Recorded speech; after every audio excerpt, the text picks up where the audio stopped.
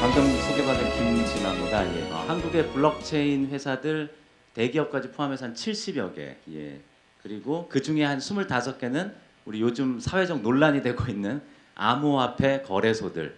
저는 이제 가상화폐라는 말을 안 쓰고 이제 암호화폐라는 말을 씁니다. 왜냐하면 가상화폐는 우리가 알고 있는 이제 항공사 마일리지나 개인 머니 같은 것들도 다 가상화폐입니다.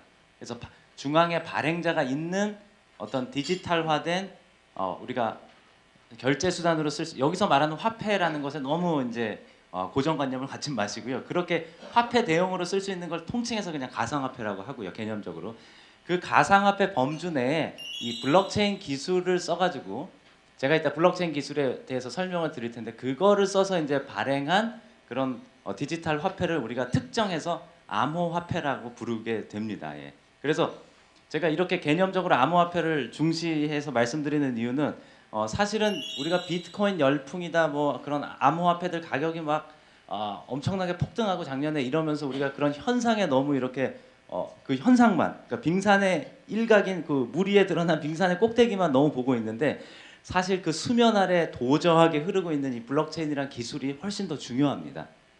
그러니까 닷컴 버블기 때 뭐 골드뱅크라든지 나중에 문제가 됐었던 인터넷 회사 몇몇 개가 막 수많은 이제 뉴스들을 양산하고 막 이러면서 막 이렇게 주가가 치솟았다가 도산하고 막 이런 거에만 우리가 현혹이 돼 있었지만 사실은 그 밑에 흐르고 있던 인터넷이라는 기술이 지난 20-30년간 우리의 삶을 굉장히 많이 바꾼 거지 않습니까? 그래서 그런 일들이 또 한 번 일어나고 있는 거다. 그래서 지금 당장 비트코인 가격이 막 치솟고 막 10배, 20배 되고 막 이런 것들에 사회적 논란이 되고 있는 것에만 이제 주목을 하신다면 그 진짜 더 큰 부분을 놓치게 된다. 그래서 오늘 제가 말씀드릴 내용도 이 블록체인을 어떻게 이해하게 될 것이고 블록체인이 앞으로 세상을 어떻게 바꾸고 인터넷을 어떻게 바꾸고 우리가 흔히 뭐 누구나 지금 다 4차 산업혁명을 이야기하고 있는데 거기 그것과는 또 무슨 관련을 지니고 있는가 이런 것들에 대해서 저기 오늘 이른 아침부터 강추위를 틀고 오신 우리 회원님들께 우리 도산 아카데미 회원님들도 관심 있어서 오신 분들께 좀 그러한 제가 청사진을 좀 보여드리려고 합니다. 하지만 뭐 미래에 대한 청사진이라는 것이 여러분 잘 아시다시피 뚜렷하지가 않습니다. 대부분의 부분은 공백으로 남아 있고요.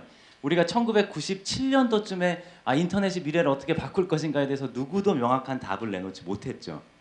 근데 사실 저는 이런 생각을 합니다. 우리 사회가 너무 즉각 우리 시험 공부하듯이 답을 내놓는 데만 너무 익숙해서 사실은 제대로 된 질문을 못 던지고 사실은 미래를 준비하고 있는 게 아닌가 합니다. 그래서 오늘 이 시간이 끝나고 나서 여러분한테는 어떤 성급한 답이 마음속에서 떠오르는 것이 아니라 그럼 이런 변화가 있는데 내가 이러한 변화 앞에서 어떤 질문을 던져야 될지 그런 질문에 대한 여러 아이디어들, 영감들이 떠오르기를 이제 제가 바라겠고요. 제가 아까 말씀드린 대로 2013년에 2012년에 비트코인을 알게 되고 그 블록체인을 알게 돼서 2013년에 이제 사업을 준비하면서 넥스트머니 비트코인이라는 책을 썼는데 나중에 알고 보니까 세계 최초의 이제 이 암호화폐랑 블록체인 해설서더라고요. 미국에서도 이런 류의 책들이 2015년에 나왔습니다. 그리고 그때 2013년 10월에 한국은행에서 금통위원님까지 모시고 이제 세미나를 한국에서 처음으로 이제 진행을 했었죠. 그러면서 그때도 제가 드린 말씀이 비트코인이라는 빙산의 일각이 아니라 그 거대한 진짜 블록체인이라는 기술에 좀 주목해야 된다. 뭐 이렇게 말씀을 드렸습니다. 그래도 일단은 비트코인에 관심이 많으실 테니까 또 이것을 짚고 넘어가야 하니까 제가 표를 하나 보여드리면 노란색이 비트코인 가격 그래프고요. 검은색이 비트코인의 하루 거래 그러니까 사람들이 주고받는 트랜잭션 수입니다. 트랜잭션 양인데 가만 보시면 2013년쯤에 저것이 갑자기 치솟아 오르죠. 그렇죠? 그러니까 가격이 치솟아 오르면서 거래량과 디커플링이 됩니다. 그랬을 때 우리가 이제 버블이라고 이야기할 수 있는 거죠. 그래서 비트코인 가격에 대해서 굉장히 튤립 버블이다 뭐 이런 얘기가 많은데 사실 역사상 버블은 튤립 버블만 있는 게 아니었습니다. 그래서 제가 제안드리고 싶은 것들은 이것은 버블일 가능성이 굉장히 크고 저 역시 2013년도부터 투기적인 열풍들을 경고를 많이 해왔지만 그러나 이것이 튤립 버블인지 어떤 버블인지 우리가 이것을 통해서 역사적인 버블들을 좀 배워볼 필요가 있습니다. 그래서 이제 이것은 가트너라고 미국의 이제 인포메이션 테크놀로지 분야의 리서치 펌이죠. 가트너에서 이제 이야기하고 있는 하이프 커브, 과대 포장 사이클, 곡선인데요. 모든 신기술이 저렇게 5개의 국면을 지니면서 처음에는 막 나와서 굉장한 관심과 주목도를 받지만 그 파운데이션이 별로 없기 때문에 이렇게 실망하게 되면서 다시 떨어지고 그러다가 다시 이제 계몽을 통해서 이제 사람들한테 제대로 알려지면서 이제 천천히 올라가게 되는데 제가 본 2013년의 저 그래프가 이 가트너의 이 하이프 커브와 굉장히 닮아 있더란 말입니다. 그래서 이제 서서히 올라갈 줄 알았고 그 예측대로 정말 2015년부터는 저 하루 비트코인을 사람들이 주고받는 거래량과 가격이 다시 동조화되기 시작했는데 제가 그래서 2016년 여름에 이 그래프를 보여드렸는데 사실은 2017년 초에 정말 한 1000불까지 갔습니다. 1비트코인당. 근데 2017년 말에 이것이 뭐 만불, 뭐 한때 2만 불 근처까지 갈 줄은 저도 몰랐던 거죠. 그래서 이것이 버블은 맞습니다. 근데 어떤 류의 버블인지를 우리가 봐야 될 텐데요. 자, 이렇게 거래량이 늦는 동안 한국에서는 무슨 일이 벌어졌느냐? 왜 작년에 또 지금까지도 이제 이 논란이 굉장히 지금 큰 논란이 됐지 않습니까? 그런 이유가 2017년 처음만 해도 한국에서 이 암호화폐를 거래하는 사람 수가 한 10만 명 정도에 불과했습니다. 근데 2017년 말에는 300만 명으로 늘어났죠. 지금 한 400만 명까지 늘어났다라고 합니다. 그리고 2017년 초에는 하루에 원화와 암호화폐 사이에 거래되는 거래 대금이 한 하루에 200억 원 정도에 불과했는데 연말에는 한 10조까지도 하루에 치솟았습니다. 그리고 지금은 한 4조, 5조 정도로 약간 안정화된 상태입니다. 이러니까 사실 몸살이 날 수밖에 없죠. 그리고 미국에서도 사실은 세계적으로도 주요한 금융계 인사들 예컨대 워렌 버핏 같은 양반들은 비트코인이 버블이다라고 얘기했고 저는 거기에 상당 부분 동의합니다. 근데 아까 말씀드린 대로 어떤 류의 버블이냐를 우리가 좀 살펴봐야 될 필요가 있고요. 그리고 이제 제이미 다이먼 JP 모건 회장 같은 경우에는 비트코인이 사기다라고 주장을 했습니다. 실제. 근데 그 양반이 얼마 전에 내가 그렇게 발언했던 것을 후회한다. 이렇게 또 공식석상에서 발언을 했고 JP 모건은 사실 블록체인 프로젝트에 굉장히 적극적으로 뛰어들고 있는 회사 중에 하나입니다. 지금 보고 계신 그래프는 1971년도부터 80년도까지의 노란색이 금 가격의 그래프입니다. 71년도에 무슨 일이 있었죠? 71년도 8월 15일에 미국의 닉슨 대통령이 금 태환을 중지합니다. 그러면서 브레튼 우즈 체제가 종식이 되게 됩니다. 그래서 우리가 쓰고 있는 화폐, 법정 화폐가 명실상부하게 정말 명목분임 화폐가 됩니다. 그걸 불환화폐라고 금이랑 바꿔주지 않는 화폐. 그래서 우리가 쓰는 화폐 제도가 처음으로 상품과의 연결고리가 끊기게 됩니다. 그래서 정말 우리는 중앙은행의 강제 통용력이라든지 정부가 보증하는 신용을 믿고 돈을 쓰는 시대에 진입한 거죠. 그러면서 금이 원자재 시장과 별개로 이제 금융 시장을 형성하게 되는데 그때 한 온스당 한 30불 정도 되던 금이 80년에 이르러서는 온스당 한 800불까지 오르게 됩니다. 그리고 이 그래프는 지금 보시다시피 빨간 그래프를 보시면 비트코인의 지난 6, 7년간의 그래프와 놀랄 만큼 유사합니다. 그래서 튤립 버블은 1600년대에 한번 튤립이 휙 올랐다가 푹 꺼집니다. 이런 뾰족한 봉우리 모양새를 하고 있고요. 근데 금 버블 같은 경우에는 저렇게 80년도까지 쭉 올랐다가 튤립처럼 떨어지는 듯 했다가 다시 올라와서 지금은 온스당 한 1300불 정도를 여전히 하고 있습니다. 그래서 로버트 실러 같은 경제학자는 금융적인 금 시장도 버블인데 이 버블은 꺼지지 않았다. 아직까지 뭐 이렇게 주장을 하고 있죠. 그래서 금은 지금 원자재 시장 제외하고 한 8천조 원 정도의 금융 시장을 형성을 하고 있습니다. 그래서 비트코인이 암호화폐가 어쩌면 버블인데 금 버블처럼 좀처럼 꺼지지 않는 버블일 수도 있다. 뭐 이런 의견도 있는 게 사실입니다. 그리고 우리가 또 하나의 버블은 2000년대 초반의 나스닥 버블입니다. 당시 나스닥 기술주의 시가총액을 다 합친 것이 한 6.8조 US 달러. 당시 미국의 명목 GDP가 한 10.8 US 달러였으니까 명목 GDP 한 65.5%가 나스닥 기술주의 회사 가치들의 총합이었습니다. 그러니까 엄청난 버블이었던 거죠. 근데 나스닥 버블도 아시다시피 그때 엄청난 소음을 유발하면서 꺼졌죠. 근데 나스닥은 지금 다시 다 회복을 했습니다. 예전 수준으로. 그리고 그 버블이 꺼진 이후에 일어났던 기술 혁신들은 진짜 그 버블 시기보다 훨씬 더 그때 예상했던 것보다 훨씬 더 크고 중대한 변화를 우리 생활에 실제 가져왔죠. 그 버블 이후에 구글 같은 회사가 나타났고 그때도 버블기에도 있었지만 아마존이라는 회사는 훨씬 더 지금 아마존 이펙트라고 우리 물가에도 영향을 줄 정도로 거대한 플랫폼이 된 거죠. 그 다음에 페이스북 뭐 지금 전 세계 시가총액 상위 1위부터 10위까지의 기업들이 다 인터넷 혁명기에 그렇게 플랫폼으로서 자리 잡은 업체들입니다. 그러니까 나스닥 같은 버블도 있는 거죠. 이 그래프는 뭐 카를로타 페레즈라는 이제 영국의 경제사학자가 만든 그래프인데 그래서 페레즈 기술 상승 사이클이라고 부르는데요. 그러니까 모든 철도 혁명서부터 산업 혁명 그리고 인터넷 혁명까지 모든 기술 혁명이 이 그래프로 설명이 됩니다. 그래서 이 그래프에 따르면 새로운 기술, 아주 혁명적인 기술이 나타났을 때 그것이 인스톨레이션 단계, 그 설치 단계와 설치 단계 이후에 아주 혼란기인 터닝 포인트를 지나고 나면 디플로이먼트 단계, 적용 단계로 두 단계로 이제 나누게 되는데 철도도 그렇지 않습니까? 철도를 미국 전역에 막 깔아야 되면 그 사람들이 철도가 어떻게 삶을 바꾸는지 모르는 상태에서 그것들에 대한 막연한 기대와 그것에 대한 어떤 상상력 이런 것만으로 거기 철도를 전 미국 국토에 까는 엄청난 사업이 일어나야 되잖아요. 그럼 뭐가 수반하죠? 버블이 수반하는 거죠. 그래서 철도 혁명기에도 철도 네트워크와 인프라를 깔았을 때 엄청난 버블이 있었기 때문에 그것이 가능해졌습니다. 그런 인스톨레이션 단계를 그래서 도금 시대라고도 부릅니다. 그러니까 진짜 황금 시대가 아니라 그냥 도금한 수준이라는 거죠. 그래서 그 버블기와 혼란기를 지나면 정말 철도가 다니면서 실제 삶을 바꾸는 디플로이먼트, 적용 단계에 가는 거고 그것은 도금 시대가 아니라 이제 황금 시대로 진입하게 되는 것이죠. 그래서 카를로타 페레즈의 곡선이 의미하는 것은 우리가 인터넷 혁명도 마찬가지였지 않습니까? 우리 김대중 대통령께서 초고속 인터넷망을 깔고 그리고 각 가가호호마다 국민 PC라고 여러분 기억하시죠?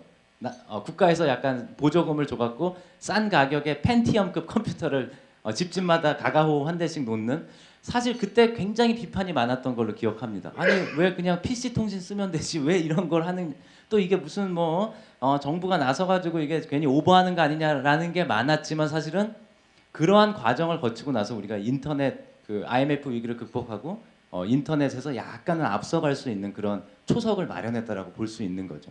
전 세계적으로도 사실 그런 닷컴 버블이라든지 이런 버블이 있었기 때문에 인터넷의 인프라가 깔릴 수 있었습니다.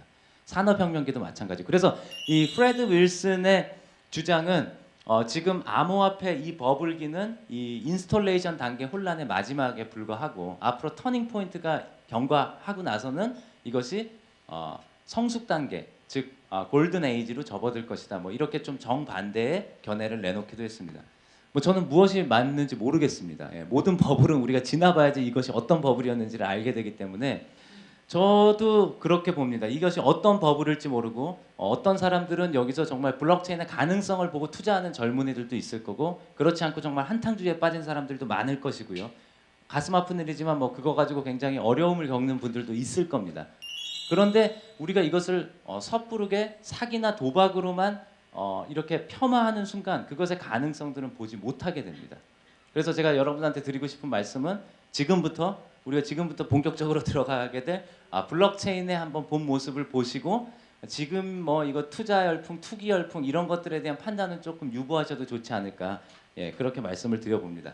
그래서 우선 우리 비트코인이라는 이 최초의 산물에 대해서 좀 더 알아봐야 될 텐데 그러려면 우리가 그러니까 이런 관점을 봐야 됩니다. 뭐냐면 기술적인 관점을 봐야 되는데 금융적인 관점에서 보면 이거는 그냥 말도 안 되는 버블입니다. 그런데 왜 기술적인 관점에서 보면 이것은 위대한 발명이고 이것이 앞으로 우리의 삶을 인터넷이 바꾼 것만큼이나 큰 변화, 삶의 변화를 가져올 것이라고 예측하는지를 보려면 우리가 기술의 역사를 지금부터 한 5분간 짧게 좀 브리핑해 볼 필요가 있습니다. 그래서 때는 2008년으로 거슬러 올라가는데요. 그때 9월달에 이제 뉴욕에서 글로벌 금융위기가 본격화됐죠. 그래서 리만 브라더스라는 당시 유수의 이제 투자은행을 퇴출시키기로 결정을 하면서 그때도 이제 그 제이미 다이먼 회장이 그 테이블에 있었었는데 그러면서 이제 금융위기가 본격화됩니다. 근데 그때부터 이제 며칠 후인 2008년 10월 말에 나카모토 사토시라는 일본식 이름을 쓰는 아직도 정체가 밝혀지고 있지 않은 자가 암호학자들과 컴퓨터학자들이 모여있는 인터넷 커뮤니티에 자기가 비트코인이라는 이름의 P2P 개인 간 전자화폐 지불 시스템을 만들었다라고 한 8쪽 9쪽짜리 소논문을 공개를 합니다. 그러니까 뭐 저희 같은 사람이야 그래? 뭐 P2P로 뭐 전자화폐 만들었어 이러고 말이지만 암호학자들과 컴퓨터학자들이 보기에는 이건 일종의 형용 모순처럼 느껴진 거죠. 아니 어떻게 디지털 화폐를 만드는데 P2P로 만들 수 있단 말인가? 그러니까 왜 그 사람들이 그렇게 신기해했냐면 사실 분산 컴퓨팅에는 그 1980년대 중반에 마이크로소프트의 의뢰를 받아서 3명의 이제 뭐 레슬리 램퍼트라는 컴퓨터 과학자와 동료 2명이 이제 마이크로소프트가 의뢰한 연구를 하면서 비잔틴 장군의 문제라는 걸 정식화하는데요. 저 비잔틴 장군의 문제가 뭐냐면 네트워크 상에서 그냥 수평적으로 연결된 이 헤드쿼터가 없는 상태에서의 이 네트워크에 연결된 기계들은 컨센서스 아주 높은 수준의 컨센서스에 이룰 수 없다라는 겁니다. 예컨대. 그래서 사실은 단순화시켜서 이야기하면 우리가 쓰는 인터넷이 분산 컴퓨팅 기술에 기반해 있는데 서버와 클라이언트 구조, 즉 중개자를 둔 구조로 발전을 해오게 된 겁니다. 그런데 이 나카모토 사토시라는 묘령의 인물이 제기한 이 비트코인이란 것이 그런 비잔틴 장군의 문제를 뛰어넘어서 정말 P2P로 개인이 중개자 없이 중앙의 금융기관 없이 개인들끼리 장부 하나씩을 들고 화폐 단위를 주고받는데 그것이 잘 작동을 한 거예요. 개인들이 알아서 장부 기재를 하는데 그것이 블록체인이라는 형태로 비가역적인 데이터로 위변조 없이 한 9년간을 버텨온 겁니다. 그래서 이자가 무슨 방법을 썼냐면 기존의 그 한계를 지니는 분산 컴퓨팅에다가 암호학을 결합해가지고 그런 트러스트 네트워크, 신뢰 네트워크를 만들게 된 거죠. 그러니까 여기서 신뢰 네트워크라고 하면 중개자에게 신뢰를 의지하지 않고도 거래나 컨센서스를 이룰 수 있다라는 의미에서 신뢰 네트워크입니다. 저 이제 머리가 아주 빛나는 저분은 마크 앤드리슨이라고 해서 우리가 지금 사용하고 있는 웹 브라우저를 처음 발명한 양반입니다. 우리가 예전에 쓸 때는 이제 기억하시겠지만 넷스케이프의 내비게이터나 모자이크 같은 웹 브라우저를 썼지 않습니까? 그걸 이제 개발했고 지금은 앤드리슨 호로위츠라는 미국의 또 유수의 벤처 캐피탈의 설립자인데 이런 양반들이 이 비트코인을 보고 한 2012년, 13년부터 주목하기 시작합니다. 기술적으로. 그래서 원래 인터넷에 있었어야 할 어떤 그런 신뢰 시스템 같은 것들이 인터넷에 존재하지 않았어서 인터넷이 굉장히 약간 기형적으로 발전을 했는데 비트코인이 그 인터넷을 신뢰 네트워크로 만들어줄 그런 기술이다. 그런 가능성을 열었다고 의미 부여를 하게 됩니다. 그래서 인터넷의 역사를 좀 보면 그런 한계점을 노정하는 분산 컴퓨터였기 때문에 그 중앙에 신뢰를 제공하는 그래서 우리가 그걸 Trusted Third Party라고 부르는데요. TTP라고 부르는데 그런 TTP들 신뢰를 제공하는 사람들에 의해서 인터넷 역사가 이끌어져 왔습니다. 그래서 우리는 이제 금융 거래를 할 때 우리가 중간에 금융기관을 항상 둬야 되는 것처럼 인터넷에서도 중개자를 항상 둘 수밖에 없는 구조로 발달을 해온 거죠. 그래서 그 회사들이 바로 구글이고 아마존이고 페이스북이고 뭐 네이버고 이런 회사들인 겁니다. 그래서 사실은 우리가 구글은 우리에게 기술적인 플랫폼만 제공하는 것이 아니라 저 신뢰까지 함께 패키지해서 제공을 해서 구글이 저런 영향력을 가질 수 있었던 거고요. 사실은 구글을 우리가 인터넷상에서 제가 블로그를 운영하는데 저한테 어떤 소상공인의 배너 광고를 키워드 광고를 제 블로그에 달 때 제가 얼굴도 모르는 사업자가 저한테 광고비를 집행할 거라는 걸 뭘 믿고 달아줍니까? 그렇죠?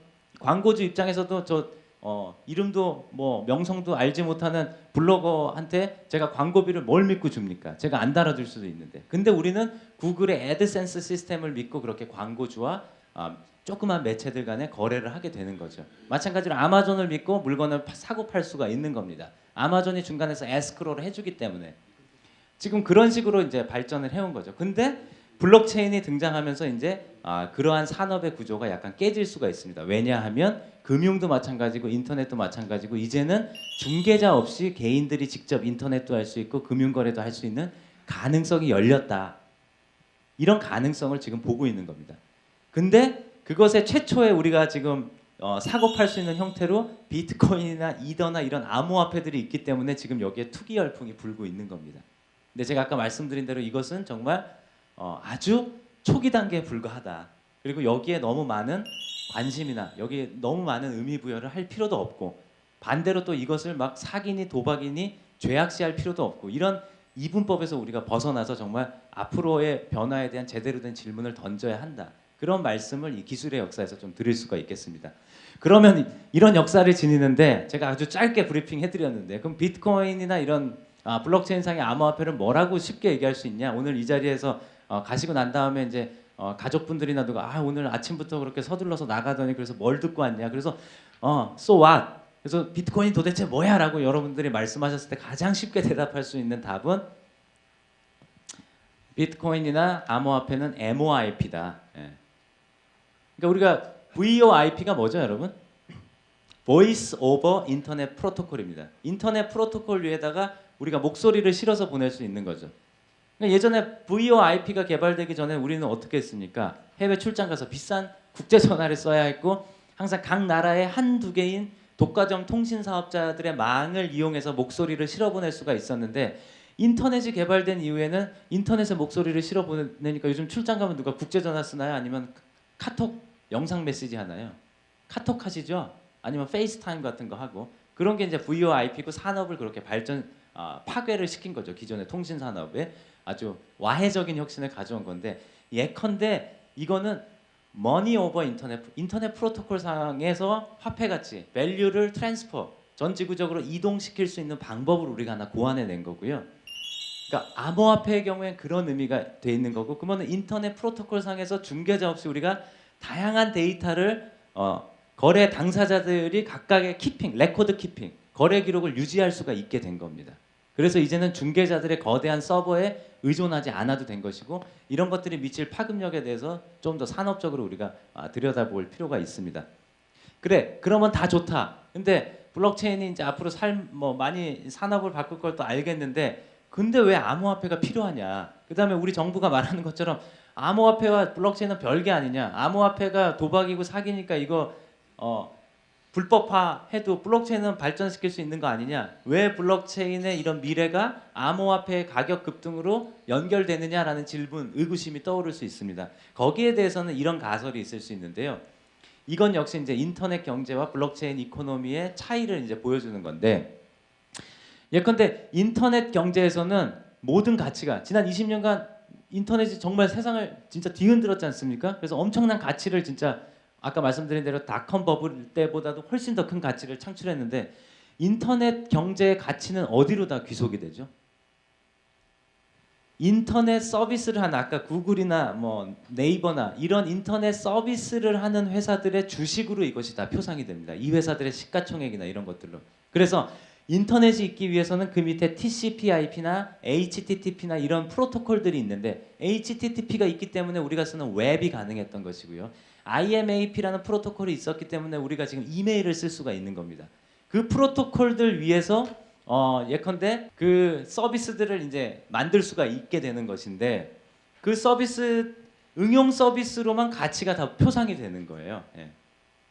그러니까 프로토콜은 그래서 항상 군사적인 목적이나 정부 펀드 사업으로 이제 될 수가 있는 거죠.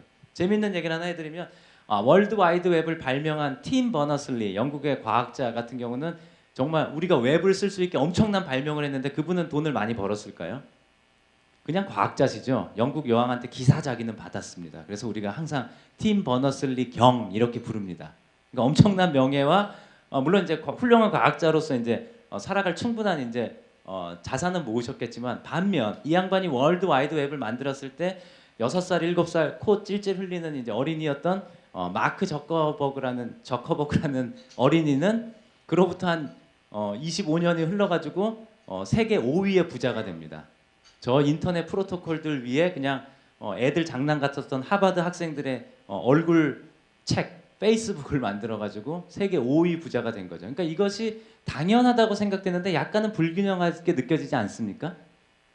그래서 이러한 문제들에 대한 어떤 리액션, 어떤 반응으로서 블록체인 이코노미는 어떻게 돼 있냐면 일단 회사들이 없습니다. 여기는 비트코인도 어떤 특정 회사의 소유가 아니고 이더리움도 특정 회사의 소유가 아닌데 이런 프로토콜을 이루는 그 블록체인들, 비트코인, 이더리움들의 그 블록체인 상에서 발행된 비트코인이라는 토큰, 이더라는 토큰들의 가치가 표상이 됩니다.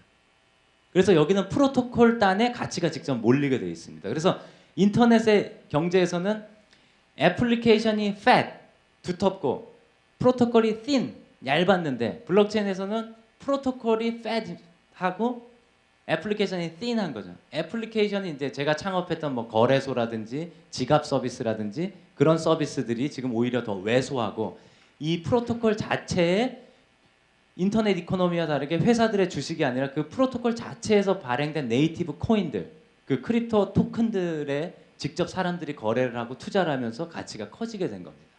그래서 뭐가 옳다는 아니지만 서로가 겹치지 않는다 정도를 우리가 확인할 수가 있고 다른 경제의 문법이 작동하고 있다 이렇게 볼 수가 있을 겁니다. 물론 이제 저런 크립토 커런시가 없는 블록체인도 있습니다. 그걸 우리가 이제 폐쇄형 블록체인, 프라이빗 블록체인이라고 부르고 그런 것들은 암호화폐 없이도 돌아갈 수가 있습니다. 그래서 암호화폐에 대한 논란이 많으니까 이제 그 몇몇 이제 금융회사들은 우리끼리 한번 블록체인을 돌려보겠다. 그래서 2015년에 골드만삭스를 필두로 해서 9개 글로벌 금융회사들이 시작을 해서 지금은 100여 개 회사로 늘어난 R3라는 이제 컨소시엄이 있는데요.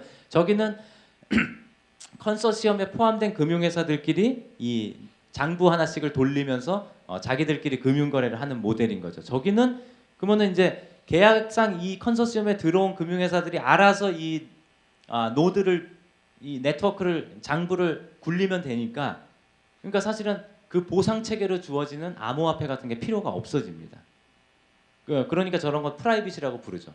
근데 문제는 이 세계적인 금융회사들이 저런 폐쇄형 블록체인만 하는 게 아니라 이렇게 이더리움 같은 공개형 블록체인 위에서도 자기네 금융 서비스를 만드는 투트랙 폐쇄형도 하고 개방형, 공개형 블록체인도 하는 두 가지 실험을 다 하고 있는데 지금 여기에 있는 금융회사들 뭐 UBS라든지 뭐 BBVA라든지 저런 금융회사들은 퍼블릭 블록체인, 프라이빗 블록체인 즉 공개형 블록체인, 폐쇄형 블록체인을 다 하고 있는데 이제 우리 금융회사들은 절반만 지금 시도를 하고 있는 형국인 거죠. 네, 그래서 제가 블록체인에 대해서 쭉 설명을 드렸는데 이 기술의 의미를 다시 한번 이제 우리가 한번 딱 멀찍이서 한번 보자면 인터넷 시대를 가능했던 분산 컴퓨팅이 있었고요. 그것은 우리 인터넷 구조를 마치 금융과 같이 중개자를 꼭 둬야 하는 모델로 가능하게 했었고 근데 비트코인이 등장하면서 비트코인을 통해서 블록체인이 개발이 된 거죠. 그러면서 우리가 최초로 인터넷에 신뢰 개념을 직접 탑재할 수가 있게 되었습니다. 그래서 중개자 없이도 트랜잭션, 금융 거래라든지 상호작용이 가능하고 데이터의 서로 교환과 데이터의 합의, 컨센서스 이런 것들이 이제 가능해진 겁니다. 그런데 이더리움이란 것이 또 2015년에 나왔는데 이더리움은 비트코인이 오픈 소스이기 때문에 소스 코드가 다 공개되어 있기 때문에 이 비트코인으로 화폐 단위만 주고받는 블록체인 하지 말고 더 고도의 블록체인을 만들어 보자. 컴퓨터 과학적으로 얘기하자면 앨런 튜링 그 학자의 이름을 빌려서 튜링 컴플리트한 그러니까 모든 연산이 돌아갈 수 있는 블록체인을 만들어 보자. 그래서 이더리움은 사실 이 블록체인 위에서 코드가 돌아갑니다. 그 코드의 이름을 우리가 스마트 컨트랙트, 스마트 계약이라고 부르는데요. 그래서 그러니까 우리가 개별적으로 거래를 하는데 그 거래마다 프로그램을 입힐 수가 있어요. 그래서 그 프로그램의 조건에 따라서 거래가 막 이렇게 저렇게 막 다양하게 이루어질 수 있는 그런 약간 스마트 금융을 가능하게 했습니다. 그래서 이더리움은 그 비트코인이 네트워크에다가 인터넷에 탑재시켰던 그 트러스트에다가 그 트러스트를 프로그래머블하게 만든 겁니다. 프로그램을 입힐 수 있게. 이것이 뭘 의미하냐면요. 제가 이제 앞에 테이블에서도 좀 설명을 드렸는데 지금까지 듣고 난 분들은 그래 그럴듯한 얘기인데 이게 왜 필요해 지금? 왜 중개자를 없애야 되는 거지? 또 우리나라 분들의 특성이 또 어떤 힘 있는 중개자를 좋아하시지 않습니까? 뭐 삼성이 하면 다르고 LG가 하면 믿을 수 있고 뭐 이런 것들 좋아하고 중개자가 없는 것보다는 뭐 좋은 국책은행들이 맡아주면 좋겠고 뭐 이런 생각을 하시기 때문에 중개자 없는 모델 이런 것과 왜 필요하지라고 생각을 할 수 있는데요. 사실 우리가 지난 20-30년간 인터넷 혁명, 그다음 모바일 혁명까지 거치면서 우리가 해온 것은 사람과 사람 사이의 커뮤니케이션, 그다음에 거래 같은 것들을 굉장히 고도화시킨 겁니다. 근데 우리가 앞으로 오고 있다는 모두가 다 말하고 있는 4차 산업혁명이라든지 앞으로 올 변화의 가장 차별적인 특징은 뭐겠습니까? 우리가 이렇게 전 지구적으로 사람 사이에 연결 네트워크를 만들었고 촘촘히 해왔는데 앞으로의 중대한 변화 하나는 이 네트워크 안에 우리가 기계를 끌어들이게 된다는 겁니다. 그래서 우리가 그걸 초연결 사회라고 부르는 겁니다. 그러니까 이제는 사람들 사이의 네트워크가 촘촘해지고 고도화되는 것에 그치지 않고 기계들까지 여기 참여해서 우리와 상호작용하고 거래하게 된다는 것이고요. 그것이 여러분이 재작년에 봤던 이세돌과 알파고가 바둑을 두는 것이고요. 그 다음에 앞으로 곧 도래할 미래인 자동차가 자기들끼리 돌아다니는 자율주행 자동차인 것이고요.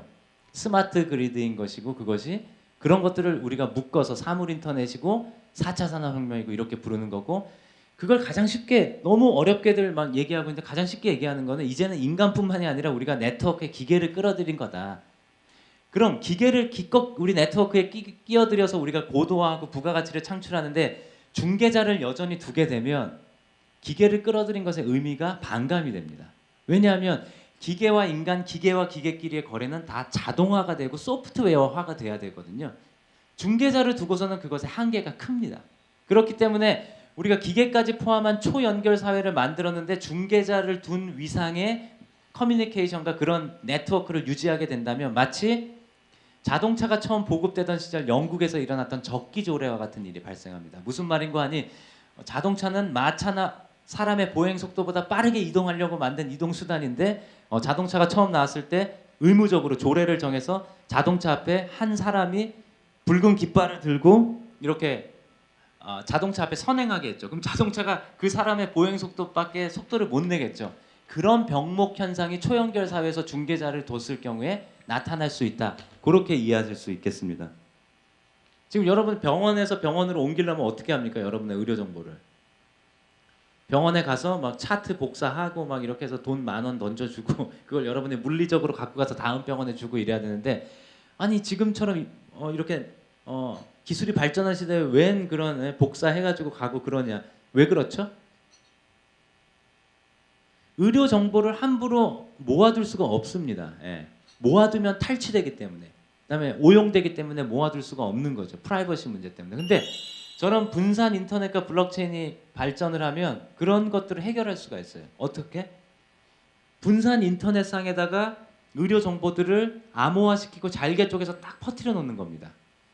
그리고 블록체인을 통해서 제가 A 의료기관이 열람했던 관리했던 의료 정보를 그렇게 퍼뜨려 놓은 다음에 B 의료기관이 이거를 볼 수 있게끔 제가 허용을 하는 거죠. 그럼 B 의료기관에서 자신들의 프라이빗 키로 블록체인상에서 사인을 하고 이 분산 인터넷상에 흩어져 있던 제 의료 정보를 싹 모아서 열람을 할 수 있게 되는 겁니다. 그 컨트롤을 제가 할 수 있게 되는 겁니다.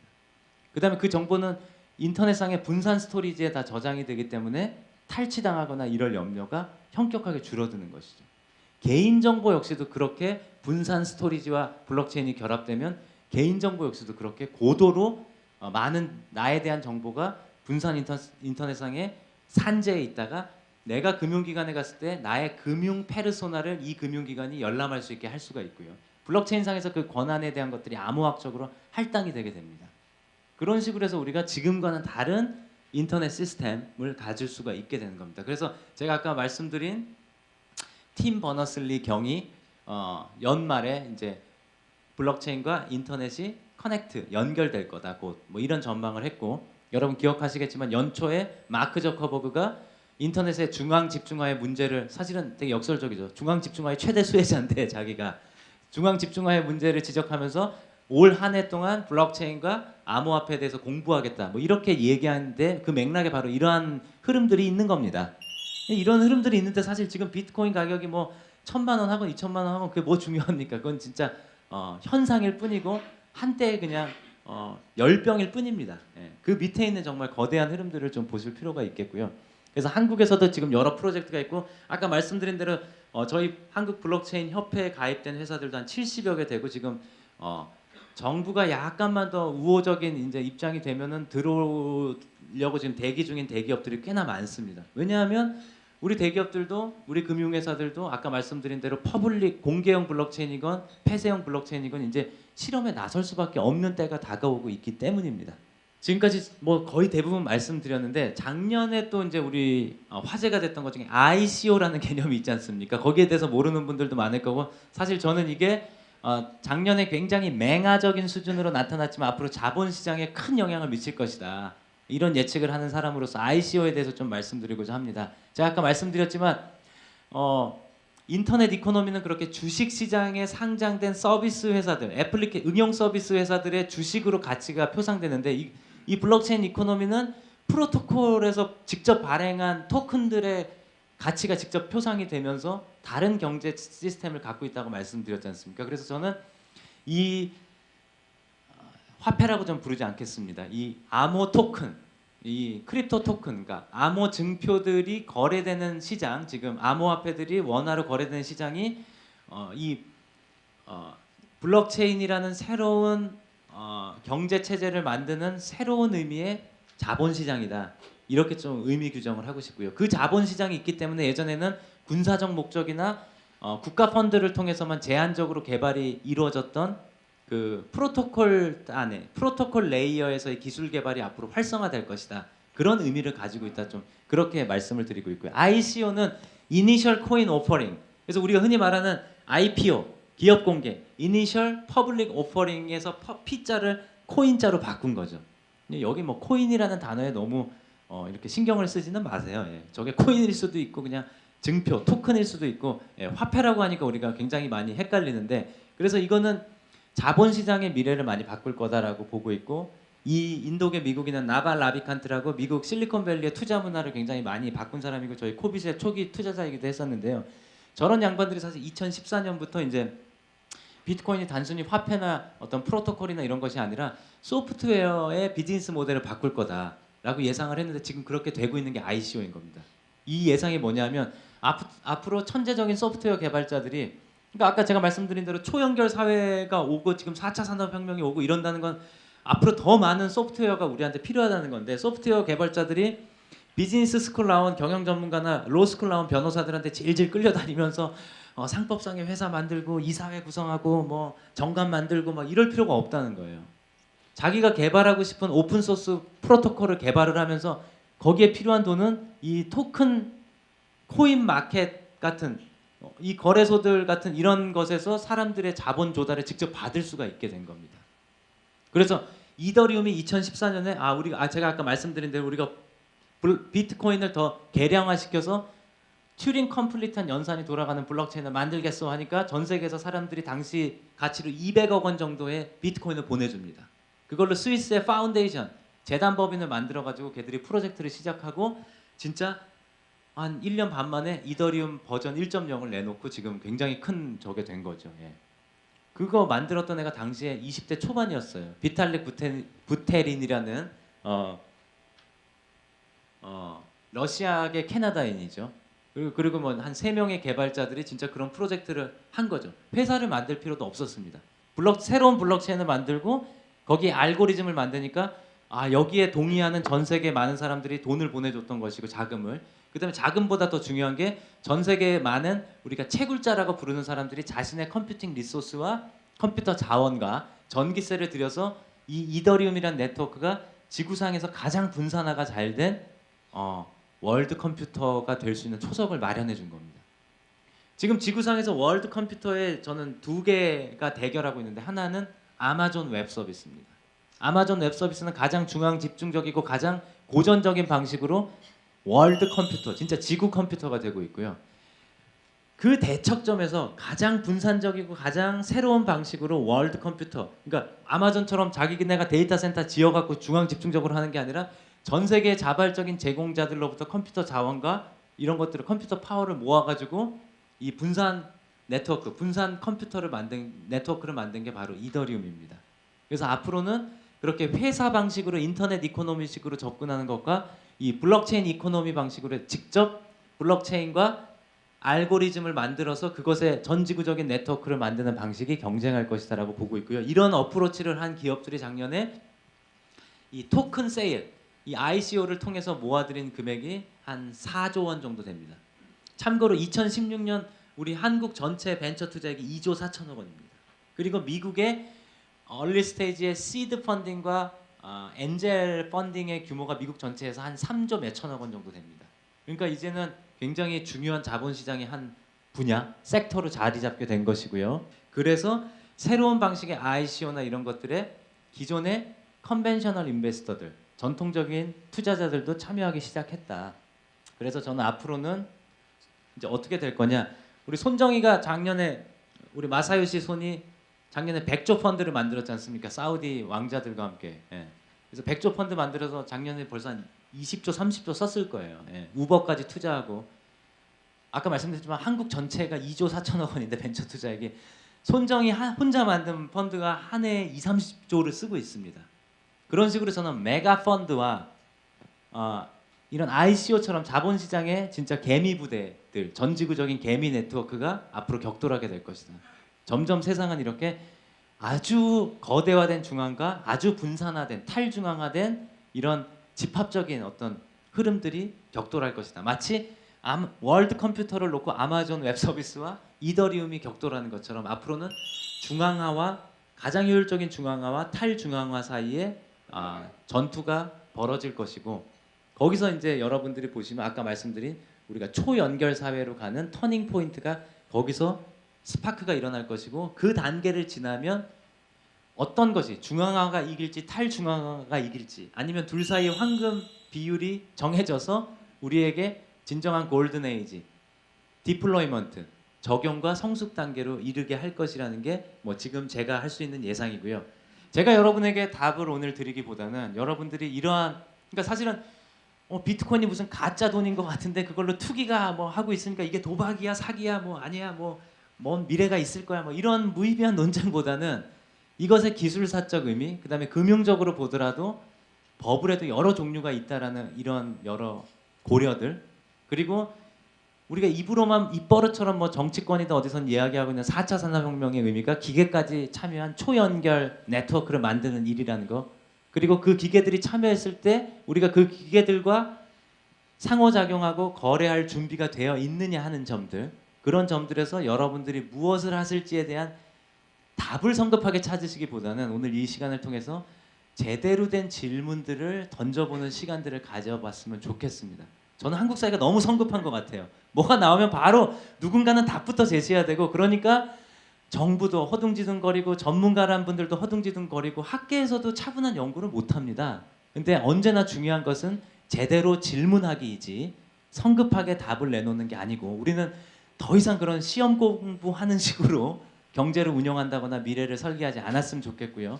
차분하게 제대로 된 질문을 하나씩 가슴속에 가지면서 오늘 하루 힘차게 시작하셨으면 좋겠습니다. 제가 준비한 내용은 여기까지 마치겠습니다. 고맙습니다.